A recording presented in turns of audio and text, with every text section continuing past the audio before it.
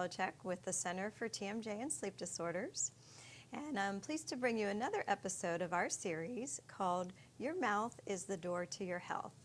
Today I'm joined by Wil, one of our patients. He's been a patient in our practice for quite a while and has had a great improvement in his quality of life with the Oral Appliance.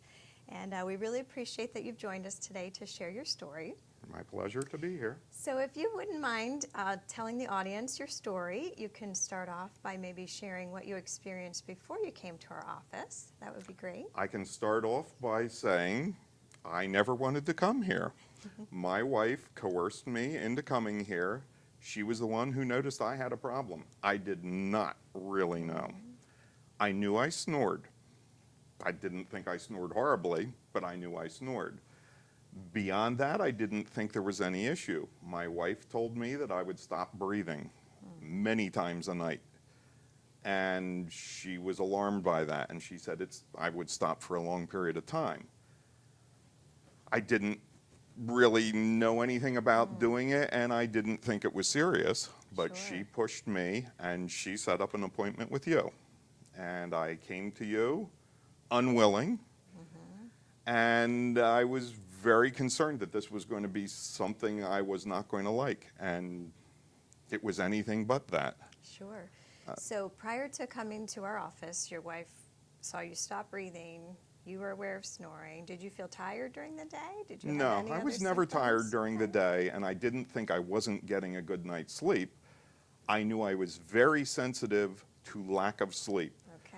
And I knew that migraines, which I had since I was a child, were triggered by anything short of 8 hours of sleep. That much I knew, and that was my biggest problem all my life, migraines. So how often were you getting migraines? Easily once a week. Wow. I could count on one a week. I could feel it within a day of getting it that I would get it, and I had to plan my life around migraines. Oddly, you, when I came here, told me that that could be an issue of sleep apnea, which I don't want to say I didn't believe you, but I didn't really believe you. Sure, I understand. And I just thought, well, we'll see where this goes. And you led me down the road to wearing an appliance at night, and I'll be darned, that was my problem. Right. Well, I think you're describing the typical consumer out there or patient, because a lot of the people I see are not aware that they have a problem. They're either told by a bed partner or family member. They might feel tired, but we can attribute that to life pretty easily, just life's demands. And we think a headache can be related to something else. It can be stress related or sinus related. But there is a lot of documentation now in the literature that supports headaches with sleep breathing disorders. There's a lot of other medical conditions that patients may not be aware of, such as high blood pressure, diabetes, atrial fibrillation, sexual dysfunction. There's all kinds of things that can result from having sleep apnea and not knowing it. So once you came to our office, what was the next step to figure out if you did have sleep apnea or not for sure? I think very quickly you proved that I had a problem with my palate. I forget how you did it, but somehow you had a device in my mouth that was measuring oxygen. And I believe you showed me what it measured sitting up like this, and then laying me back. When I would put my head back, I was deprived of oxygen and my airway was going closed. Sure. Then somehow I think you moved my mouth, that when I laid back with that device in my mouth, I was getting air. And you were starting to think that it was my airway being affected by, I think, an underbite. Right. And I started getting a little faith in you at that point. And then you gave me a monitor to wear at night, which showed how badly I was sleeping, how many times I woke up, which I was not aware I was waking up that much at night. And how many times I stopped breathing for long periods of time. Again, never aware of it. Right. So you're describing a piece of equipment called a pharyngometer, which is a measurement of the airway volume. So we can test you, like you said, sitting up, and then when you're lying down and the lower jaw and the tongue collapse, it can measure how wide the airway is, and we can determine where the blockage might be occurring in sleep apnea. Sleep apnea can be caused by an obstruction in the nasal airway, in the back of the throat, that uvula piece or tonsils, or by the tongue and jaw falling back. So when there's dental constriction, such as a small palate or an overbite or an underbite, it can lead to the tongue being closer to the airway. And those were all things that we measured. And then the take-home piece that you wore was a sleep study that actually measured the oxygen levels and the number of times of stop breathing. And it sounds like you had no idea, but then we had the objective None. measurement to share. I had no idea. Wow. And I could not believe when you told me what my problem was. I was not aware of that. Yeah. So once you were diagnosed with sleep apnea, then the treatment options included a C-Pap machine. Could you ever see yourself wearing one of these? I had great fear of that machine, and I did not want to wear that. Right, And oddly, that was never an option for me. right, yeah. And So in your case, with your tongue and jaw being the main obstruction, the oral appliance was the best option. So another treatment option for sleep apnea and snoring is the oral appliance, which is what we make here in our office. This is a sample device, so it hasn't been in anyone's mouth. So if you want to hold that up, you can talk a little bit about how we wear it, how comfortable it is. This is what I wear every single night. Without it, I'm lost.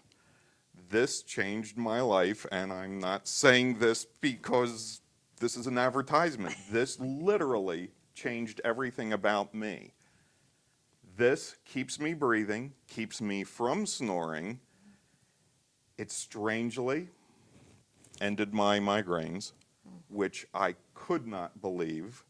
I went from a migraine per week to maybe, if I was lucky, I could make 2 weeks. Within 3 weeks of wearing this, they stopped. Wow.